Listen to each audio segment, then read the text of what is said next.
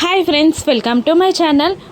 Home minister Adikesavulu JD CI Kavya murder కేసుని investigation చేస్తుంది అని తెలుసుకొని జేడి ఆ కేసులో ఏమైనా ఆధారాలు దొరికాయా అని టెన్షన్గా అడుగుతుండగా దొరికాయి సార్ అని అంటూ అక్కడున్న స్క్రీన్లో ఒక అబ్బాయి ఫోటోని ప్లే చేస్తుంది. ఇంకా ఇలా చెప్తూ ఉంటుంది జేడి, ఈ కేసులో ఇతనే ప్రధాన నిందితుడు సార్.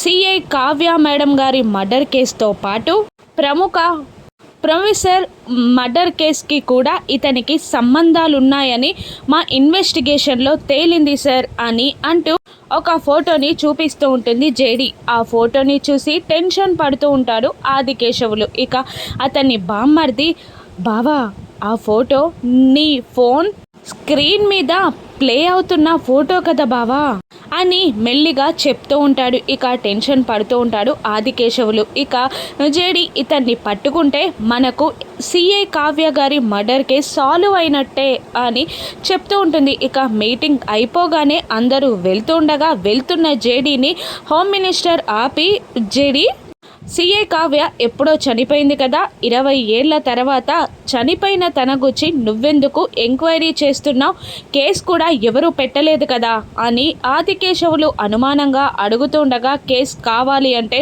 నేను పెడతాను సార్ అని జేడి ఆన్సర్ ఇస్తుంది.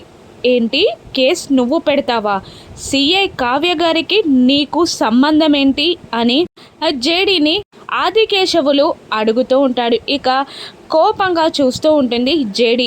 తన తల్లి కావ్య అని జేడి ఆదికేశవులకి చెప్తుందా, ఆదికేశవులే కావ్యని చంపింది అని ఆధారాలతో జేడి నిరూపించగలుగుతుందా? రాను ఎపిసోడ్స్లో చూద్దాం. Thank you for watching.